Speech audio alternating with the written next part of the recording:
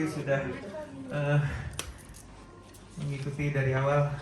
Kita mau bahas satu topik yang menarik, yaitu hati hamba, karena kita semua terpanggil sebagai seorang hamba Tuhan. Jadi kita yang melayani atau kita yang membantu di dalam pelayanan, kita semua ini adalah hamba Tuhan ya.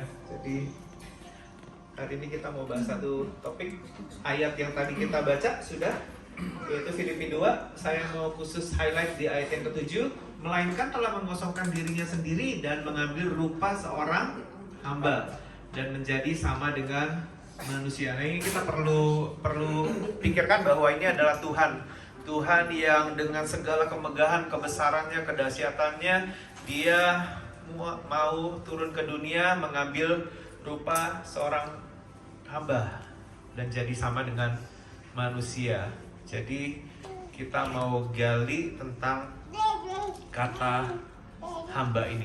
Jadi kalau seorang karakteristiknya seorang hamba Tuhan itu adalah biar kehendakmu yang jadi. Jadi hamba itu punya pekerjaannya yaitu adalah apa? Memastikan bahwa kehendak yang memperkerjakannya itu terjadi.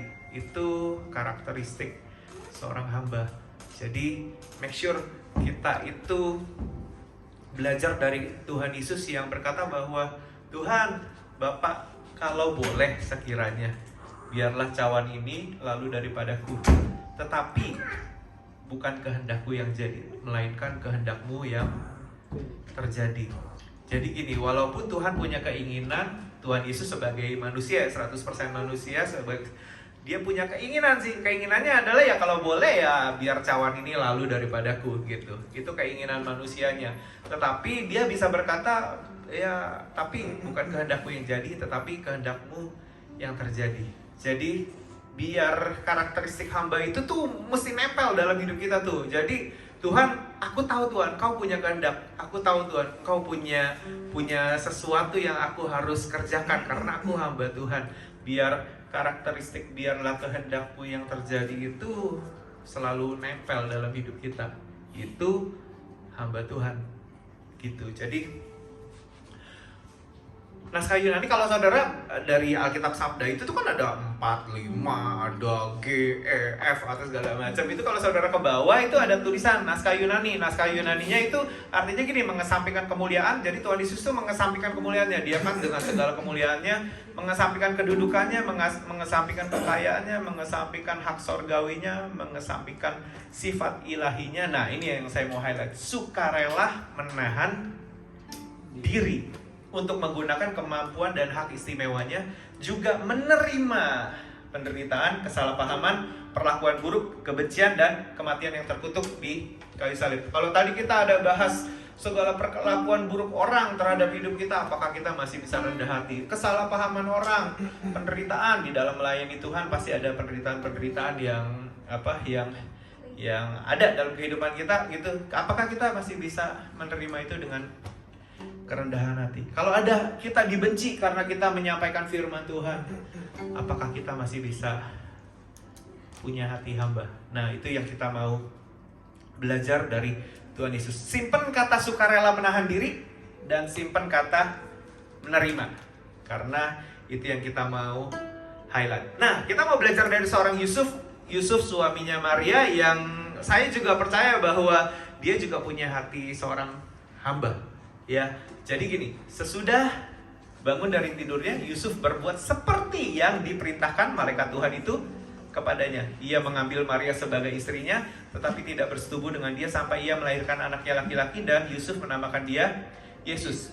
Ayat sebelum-sebelumnya adalah malaikat Tuhan datang kepada Maria, lalu malaikat Tuhan itu datang juga kepada Yusuf, jangan takut mengambil Maria sebagai, gitu ya, benar ya?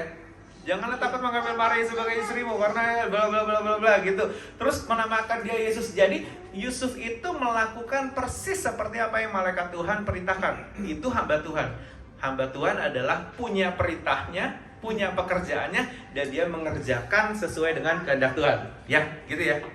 Jadi Yusuf ini punya hati hamba karena dia dapat perintah apa yang dia kerjakan seperti yang diperintahkan itu hamba Tuhan. Nah, yang paling asiknya di sini adalah Yusuf itu berani menahan, tadi apa? Sukarela menahan diri. Sukarela menahan diri dan menerima tadi ya. Dia ini ambil secara rohani ya. Dia itu tidak bersetubuh dengan Maria sampai ia melahirkan anaknya laki-laki, dan Yusuf menamakan dia Yesus. Kalau orang nikah, setelah nikah, apa sih yang next step-nya itu apa? Ini toh, benar gak? Tapi Yusuf bisa loh nunggu. Nah, yang saya mau discuss di sini adalah Yusuf itu punya mindset begini, Tuhan, pokoknya yang Tuhan Yesus lahir dulu deh. Pokoknya yang rohani mesti terjadi dulu deh. Pokoknya yang ajaib itu, yang rohani, yang menyelamatkan. Karena di ayat-ayat sebelumnya orang dia yang akan menyelamatkan umat manusia. Nah, itu tuh mesti terjadi dulu deh. Pokoknya urusan aku nih, urusan suami istri nih, urusan keinginan suami istri, urusan aku pribadi nih, belakangan deh pokoknya gitu. Jadi Yusuf itu punya hati seorang hamba yang dia sukarela menahan dirinya. Aku terima Tuhan, pokoknya panggilan Tuhan mesti terjadi, pokoknya kehendak Tuhan mesti terjadi, pokoknya rencana Tuhan mesti terjadi, pokoknya aku harus kerjakan, pokoknya aku harus beresin urusan aku, urusan kesenangan aku, urusan pribadi aku belakangan. Di belakangan ada lampu gitu. Nah, kita mesti belajar itu tuh sebagai seorang hamba Tuhan. Karena gini, kita kadang-kadang distract dengan target yang begitu banyak. Kita mau siapa yang mau punya rumah? Mau toh? Siapa yang mau punya mobil lebih bagus? Mau toh? Siapa yang mau punya uang lebih banyak? Mau toh? Gitu. Cuman karena kita jadi banyak maunya, sehingga kita jadi targetnya jadi susah. Padahal sedangkan targetnya kalau hitnya ke Tuhan Yesus aja gitu terus aja ya. Mungkin satu hari nanti kita akan dapat semuanya. Mungkin. I don't know. Sesuai dengan kebutuhan Tuhan, sesuai dengan panggilan Tuhan, sesuai dengan rencana Tuhan gitu. Nah, cuman masalahnya adalah kita terlalu distract dengan keinginan kita, yang kita merasa bahwa kalau melayani Tuhan pasti harusnya diberkati dan kaya, harusnya punya ini, harusnya punya itu, harusnya punya ini, harusnya punya itu, harusnya aku dengan segala keinginan aku oke dulu, harusnya keluarga aku oke dulu, harusnya semua oke dulu gitu, baru aku mau melayani Tuhan. Harusnya melayani Tuhan yang kayak begitu supaya nggak jadi batu sandungan gitu. Kita suka mikirnya begitu. Ada seorang hamba Tuhan yang dia tetap melayani Tuhan walaupun anaknya narkoba. Kita kan kalau judgement dari jemaat atau dari orang-orang pasti akan bilang, "Woi, urus dulu keluarga lu," gitu. Bener gak? Anak Pak Petrus Agung, anak yang kedua, itu almost tidak naik kelas terus. Karena dia kena step dan punya masalah di dalam akademisnya. Tapi tetap melayani Tuhan terus. Sampai saya mengerti bahwa gini, oh ya, harusnya kita tetap melayani Tuhan apapun yang terjadi, apapun yang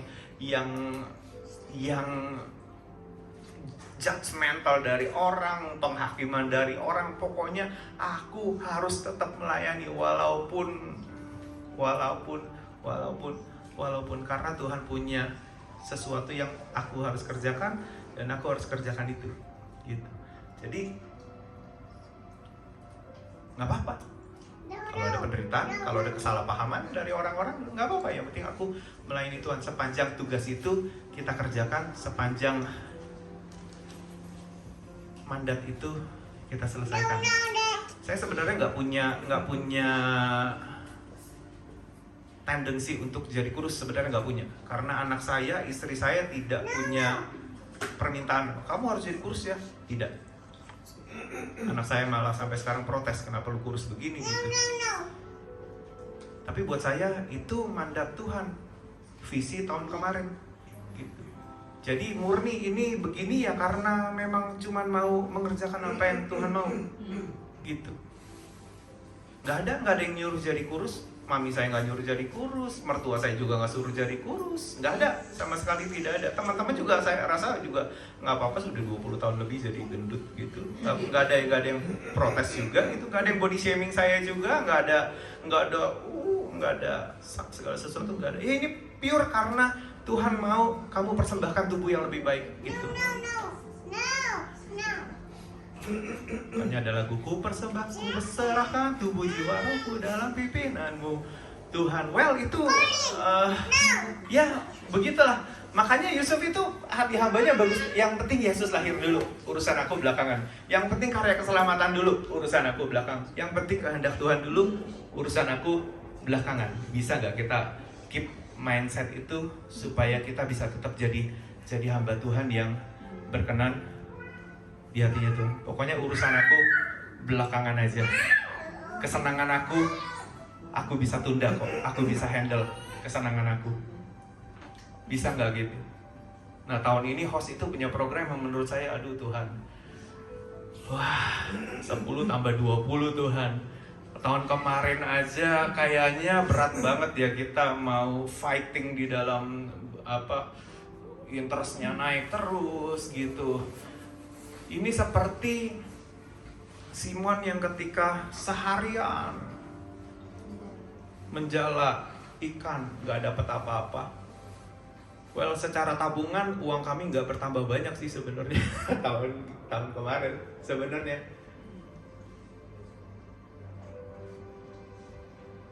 Itu kayak udah gitu bill naik terus. Well, saya merasakan apa yang saudara rasakan semuanya. Tapi anyway, kita tetap punya pekerjaan. Pekerjaannya itu adalah apa? Menyelesaikan pekerjaan yang Tuhan taruh dalam kehidupan kita. It's a blessing kalau kita bisa dipanggil Tuhan untuk melayani Tuhan. Benar gak ya? It's a blessing, it's a grace lah buat saya kalau Tuhan itu pakai hidup kita. Bayangin, lebih rendah daripada 3 huruf tadi ya Pak ya. Mau dipakai Tuhan untuk jadi partner kawan sekerjanya Tuhan. It's a blessing buat kita. Nah tahun ini saya berkata, Tuhan, saya mau Tuhan, asal Tuhan yang nyuruh. Saya dalam posisi, Tuhan aku tahu Tuhan, ini kehendak-Mu, ini mau-Mu Tuhan Yesus. Saya bilang sama Nur, aku mesti save 20% lagi. Saya bilang sama Nur, kayaknya gue mau jual martabak tipis kering deh. Jual titip di Indogrosir. Kenapa martabak tipis kering? Karena martabak tipis kering itu awetnya lebih lama. Kalau martabak biasa paling 2 hari 3 hari udah gak enak gitu. Kalau tipis kering bisa seminggu 2 minggu. Tapi saya pikir-pikir lagi, buset, gue jadi tukang martabak nih. gitu. Tapi anyway, I'll find my way. Saya akan cari cara bagaimana supaya saya bisa achieve 20% itu. Karena menurut saya itu kehendak Tuhan. Makanya tadi saya bilang, biar kita semua mengalami ayat itu. Ada orang yang menebar harta tetapi dia malah makin bertambah kaya. Gitu. Menurut saya nggak apa-apa. Ini waktunya kita explore, masuk lebih dalam lagi. Asalkan Tuhan yang suruh. Makanya kan Simon bilang begitu. Tuhan, sepanjang hari kami sudah pergi dan tidak mendapat apa-apa. Tapi karena kamu yang menyuruhnya, karena Tuhan yang menyuruhnya, kami akan pergi juga. Well, sepanjang tahun kemarin menurut saya kita tidak bertambah kaya, menurut saya gitu. Tapi karena Tuhan yang menyuruhnya, saya mau alamin itu deh. 10 plus 20 itu I'll save. Saya akan tunda kesenangan saya akan tunda saya punya vacation, saya akan tunda saya punya liburan, saya akan tunda saya punya kesenangan pribadi, saya akan tunda mungkin saya bisa beli gitar, nggak apa-apa deh 20% lari dulu kemana. Saya akan tunda saya punya apa, ganti mobil, ganti apa. Siapa tahu dengan mengerjakan itu kita bisa mengalami hal yang lebih baik. Dibutuhkan hati hamba. Aku mau ngerjain dulu nih. Aku mau nahan diri. Aku mau nahan diri dulu. Sukarela menahan diri. Belajar seperti Yusuf. Teman-teman mungkin udah punya planning, aku mesti ini, aku mesti ini, aku mesti ini, aku mesti gini, aku mesti gini, aku mau begini. Tapi kadang-kadang, rencana itu bisa diubah Tuhan. Setiap rencana yang diubah Tuhan, karena Tuhan tahu bahwa rencanamu itu tidak lebih baik daripada rencana yang Tuhan mau. Kan gitu ya? Bener ya? Yes. Kalau ada rencana planningmu 5 tahun menjadi kaya, ya mungkin Tuhan mau rubah itu. Kenapa nggak 4 tahun sih? Gitu. Kan begitu kan? Jadi, saya mau belajar urusanku nanti aja deh. Kesenanganku nanti aja deh. Siapa tahu justru dengan mengerjakan itu 153 ikan 153 ekor ikan besar-besar yang jalannya hampir koyak, bahkan 2 perahu narik itu semua. Saya berharap kita semua bisa ngalamin itu ketika kita taat kepada firman Tuhan. Jadi, memang benar sih, ada 2 macam hamba. Kalau kita nggak jadi hamba Tuhan, ya kita jadi hamba uang. Udah gitu aja. Siapa yang drive kita nih? Kalau kita di-drive oleh uang, ada uang di sana, kita lari. Ada uang di sana, kita lari. Ada uang di situ, kita lari. Ada uang di jam 3, kita lari di jam 3. Ada uang di hari Minggu, kita lari di hari Minggu. Ada uang di jam 12, kita lari di jam 12. Ada uang di jam 5, kita lari di jam 5. Ada uang di jamnya narwastu, ada uang di jamnya host, ada uang di jamnya itu, ada uang di jamnya situ, ada uang di jamnya sini. Kita lari semua, berarti hidup kita sedang di-drive oleh uang. Make sense? Gitu. Tapi kalau ada Tuhan bilang, Wan, kamu kesini ya. Wan, 10 plus 20 ya Wan, tahun ini. Wan, kurus ya? Kurus. Wan, ini ya? Ini. Wan, itu ya? Wan, datang ini ya? Wan, kerjain ini ya? Wan, kerjain itu ya? Wan, doing ini ya? Wan, doing itu ya? Berarti Tuhan yang sedang menjadi Tuhan dalam kehidupan kita. As simple as that. Kalau kita tidak menjadi hamba uang, kita adalah hamba Tuhan. Kalau kita tidak menjadi hamba Tuhan, kita adalah hamba uang. Mana yang ngedrive hidup kita aja, gitu. Gak apa-apa, kaya belakangan aja deh. Boleh gak sih ngomong gini? Kaya belakangan. Amen. Belakangan aja. Gak apa-apa, yang penting Yang penting rencana Tuhan terjadi dulu. Yang penting panggilan Tuhan terjadi dulu. Yang penting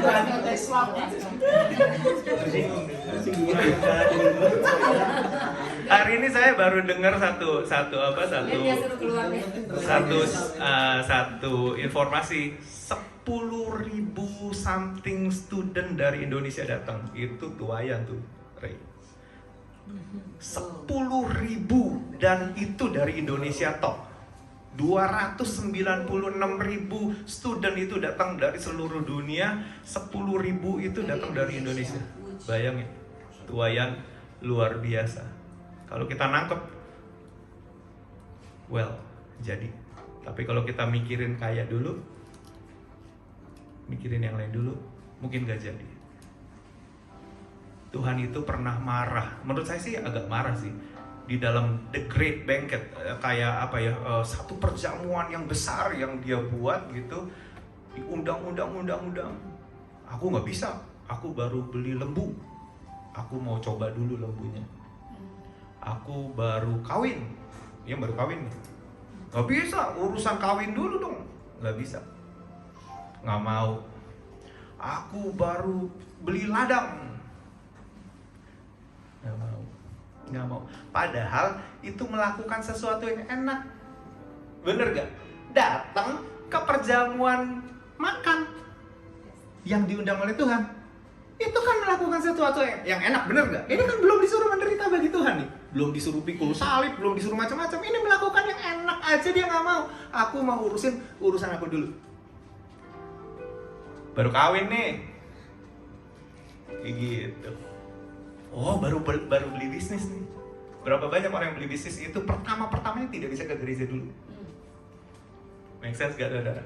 Itu kejadian dengan beberapa teman-teman kita yang baru buka bisnis nih. Bertahun-tahun tidak bisa ke gereja dulu. Hanya karena ngirit, hanya karena mau setup sistem yang bagus supaya akhirnya nanti dia bisa bergereja. Berapa banyak kekayaan rohani yang hilang sebenarnya? Berapa banyak rencana Tuhan yang tertunda? Padahal sebenarnya kalau kita punya hati hamba, urusan aku tuh sebenarnya bisa nanti aja. Urusan aku tuh bisa ditunda, kesenangan aku tuh bisa ditunda. Gitu. Jadi saya sih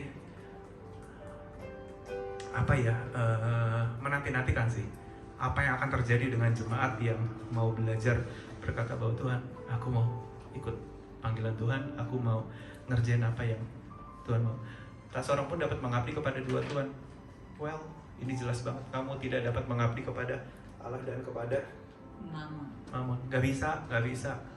Pilih, mau duit, mau Tuhan, gitu. Pilih. Gak bisa dua-duanya ngedrive kita, karena kita akan setia kepada yang satu dan kita akan mengacuhkan yang lain, gitu. Sampai sini oke? Saudara, ayo ngomong sama-sama saya. Tahun ini saya akan menjadi hamba Tuhan. Tahun ini saya akan menjadi hamba Tuhan. Yang artinya apa? Kalau ada perintah, aku mau kerjain Tuhan. Kalau itu harus menunda kesenangan aku tunda kesenangan aku. Kalau itu harus menunda liburan aku tunda liburan aku. Kalau itu harus menunda apa yang sudah aku impikan, cita-cita, rencana, planning segala macam. Kalau itu harus menunda itu semua, Tuhan, aku mau sukarela menahan diri dan menerima bahwa panggilanmu itu penting buat aku. Nah, butuh hati yang besar sih untuk mengerjakan ini. Amin, saudara. Iyalah, biar kita jadi hamba Tuhan yang dijumpai Tuhan. Oh, ini nih hambaku yang sabar dan setia. Karena ternyata kepada orang ini aku bisa menjumpai tugas aku selesai, rencana aku tergenapi. Saya bersyukur kalau dengan kesetiaan saudara untuk melayani Tuhan, saya bersyukur. Mari kita tingkatkan terus supaya kita bisa jadi hamba Tuhan yang benar-benar mengerti bahwa Tuhan yang penting Tuhan dulu deh.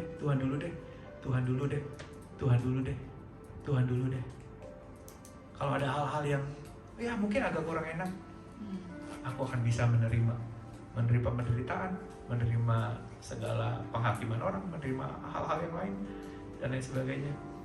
Yang penting Tuhan harus lahir dulu. Yang penting karya keselamatan jiwa-jiwa itu terjadi. Yang penting banyak hal yang Tuhan mau itu tergenapi dalam kehidupan kita.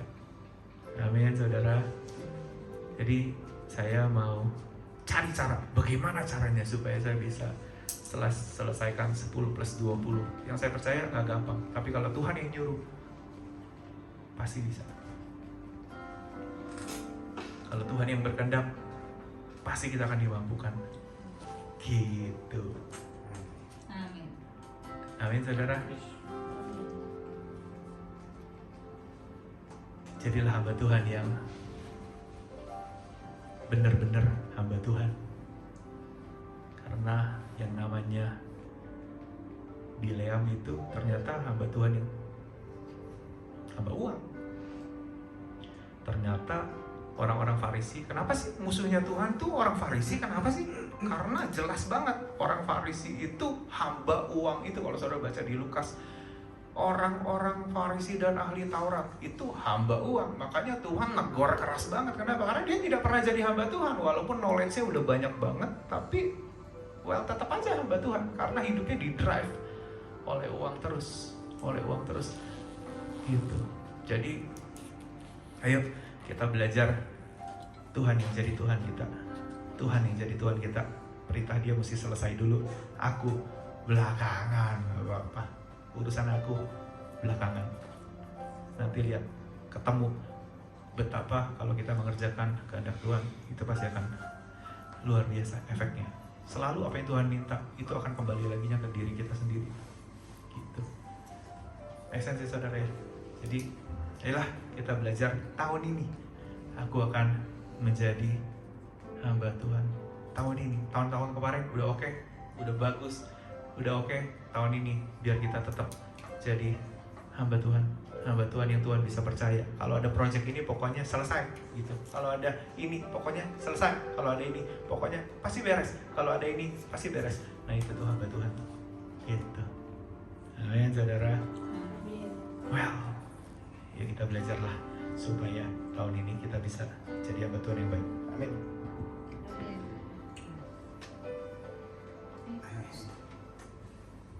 Tepuk tangan dong ya. Iya, iya. Maksud saya tepuk tangan yang tidak pakai suara. Biar kehendakmu yang jadi.